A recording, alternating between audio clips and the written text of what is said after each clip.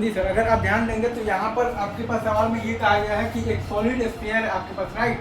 और वो solid sphere रखा हुआ है हॉरिजॉन्टल प्लैंक पर, राइट, और सॉलिड स्फीयर और हॉरिजॉन्टल प्लैंक के बीच में आपके पास कोएफिशिएंट ऑफ द फ्रिक्शन दिया हुआ है म्यू है, राइट, और वो हॉरिजॉन्टल बेसिकली जो प्लैंक है बेसिकली उसके बारे में ये कहा गया है कि वो बेसिकली इनफ लॉन्ग प्लैंक है, उसके बारे में ये कहा गया है कि वो बेसिकली इनफ लॉन्ग प्लैंक है, right sir, is it true, enough long तो प्लैंक है, मतलब कि प्लैंक का लेंथ आपके पास ठीक ठाक है, राइट, ये बात आप समझ गए।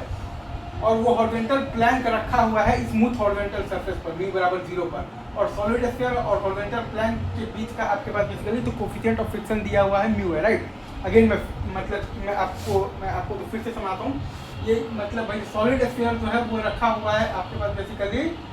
तो हॉरिजॉन्टल प्लैंक पर रखा हुआ है, और दोनों के बीच में कोएफिशिएंट ऑफ फ्रिक्शन है म्यू, और हॉरिजॉन्टल प्लैंक का लेंथ आपके पास बेसिकली इनफ लॉन्ग प्लैंक है, राइट। और आपके बारे में एक चीज़ तो ये भी कहा गया है कि आपके पास सॉलिड स्फीयर और हॉरिजॉन्टल मतलब भाई प्लैंक के बीच में आपके पास कोएफिशिएंट ऑफ फ्रिक्शन है म्यू, और मतलब कि हॉरिजॉन्टल प्लैंक जिस सरफेस पर रखा हुआ है वो सरफेस है बेसिकली स्मूथ, आपके पास जो हॉरिजॉन्टल जो प्लैंक है वो बेसिकली स्मूथ सरफेस पर रखा हुआ है, हॉरिजॉन्टल प्लैंक स्मूथ सरफेस पर रखा हुआ है म्यू बराबर म्यू, ठीक है। तो आपने बेसिकली सॉलिड स्फीयर को बेसिकली आगे की तरफ स्पीड को v0 देकर छोड़ दिया है, प्लैंक पर रख दिया है, आपने बेसिकली सॉलिड स्फीयर को आगे की तरफ स्पीड v0 देकर छोड़ दिया है, बेसिकली प्लैंक पर रख दिया है, right sir, is it true, ये चीज़ आप समझ गए क्या, ये चीज़ आप समझ गए क्या।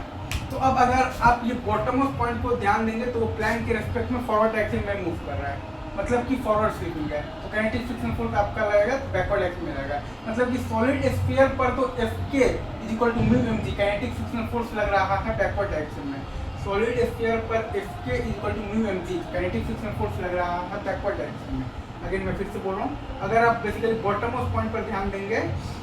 तो वो प्लैंक के रेस्पेक्ट में फॉरवर्ड डायरेक्शन में मूव कर रहा है, मतलब कि फॉरवर्ड स्वीपिंग है तो काइनेटिक फ्रिक्शन फोर्स आपका बेसिकली बैकवर्ड डायरेक्शन में लग रहा है, मतलब कि सॉलिड स्फीयर पर तो kinetic frictional force Fk is equal to mu mg लग रहा है बैकवर्ड डायरेक्शन में, सॉलिड स्फीयर पर तो काइनेटिक फ्रिक्शनल फोर्स Fk मतलब कि is equal to mu mg लग रहा है बैकवर्ड डायरेक्शन में, तो इसका उल्टा प्लैंक पर kinetic frictional force Fk is equal to mu mg लग रहा है फॉरवर्ड डायरेक्शन में, इसका उल्टा प्लैंक पर kinetic frictional force Fk is equal to mu mg लग रहा है फॉरवर्ड डायरेक्शन में। अगेन मैं फिर से बोल रहा हूँ कि बॉटम ऑफ पॉइंट पर अगर आप ध्यान देंगे तो प्लैंक के रेस्पेक्ट में फॉरवर्ड डायरेक्शन में मूव कर रहा है, मतलब कि फॉरवर्ड स्वीपिंग है। अगेन मैं फिर से बोल रहा हूँ,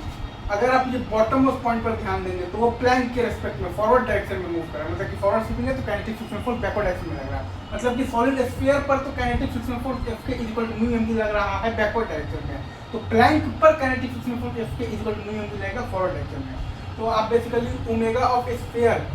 एट एनी टाइम t आप लिखते हैं बेसिकली क्या लिखते हैं, बेसिकली अल्फा t, और अल्फा होता है आपके पास टॉर्क बाई आई, तो म्यू mgr बाई आई है आपके पास 2/5 mr स्क्वायर इंटू टी, तो वो आपके पास आ गया है 5/2 into mu G T by R, omega of square at any time T आपके पास आ गया है 5/2 into mu G T by R, और V square at any time T आपके पास आ गया है v0 माइनस म्यू जी टी, तो we square at any time T आपके पास आ गया है v0 माइनस म्यू जी टी, और v मतलब जो प्लैंक आपके पास आ गया है mu mg by m into T, तो आपके पास v प्लैंक आ गया है mu mg by m into t, और v स्क्वायर आ गया है v0 माइनस म्यू जी टी, और ओमेगा स्क्वायर आ गया है 5/2 into mu G T by r, right. तो अब आपके पास यहाँ पर प्योर रोलिंग का कंडीशन क्या आएगा, v square minus omega square into are is equal to we plank, आपके पास प्योर रोलिंग का कंडीशन क्या आएगा, v square minus omega square into are is equal to we plank, right. आपके पास प्योर रोलिंग का कंडीशन क्या आएगा, v square minus omega square into are is equal to we plank, क्योंकि pure rolling में होगा क्या ना कि ये बॉटम ऑफ द पॉइंट है वो प्लैंक के रेस्पेक्ट में रेस्ट पर रहेगा, प्योर रोलिंग में होगा क्या कि ये जो बॉटम ऑफ द पॉइंट है वो प्लैंक के रेस्पेक्ट में रेस्ट पर रहेगा, तो we square minus omega square into are is equal to we plank, तो वी स्क्वायर है आपके पास v0 माइनस म्यू जी टी माइनस ओमेगा स्क्वायर आपके पास होता है बेसिकली अल्फा टी, और अल्फा होता है आपके पास टॉर्क बाई आई, तो म्यू mgr बाई आई है आपके पास 2/5 mr स्क्वायर इंटू टी, यह है आपके पास बेसिकली तो ओमेगा स्क्वायर इंटू आर, तो we square minus omega square into are is equal to we plank है आपके पास mu mg by m into T. Again मैं फिर से बोल रहा हूँ, तो वी स्क्वायर है आपके पास v0 माइनस म्यू जी टी माइनस ओमेगा स्क्वायर है आपके पास अल्फा इंटू टी, और अल्फा होता है आपके पास टॉर्क बाई आई, तो म्यू mgr बाई आई है आपके पास 2/5 mr स्क्वायर, और ये इंटू टी ये है आपके पास basically omega square into R, तो we square minus omega square into are is equal to we plank है आपके पास mu mg by m into T, तो v0 minus m/2 mu ji T is equal to mu mg by m into T, तो v0 बराबर आपके पास मतलब आ गया है म्यू जी टी इंटू 7/2 और प्लस आ गया है आपके पास m/m, तो की बराबर आपके पास आ गया है v naught by mu g into 7/2 और प्लस एम बाई एम।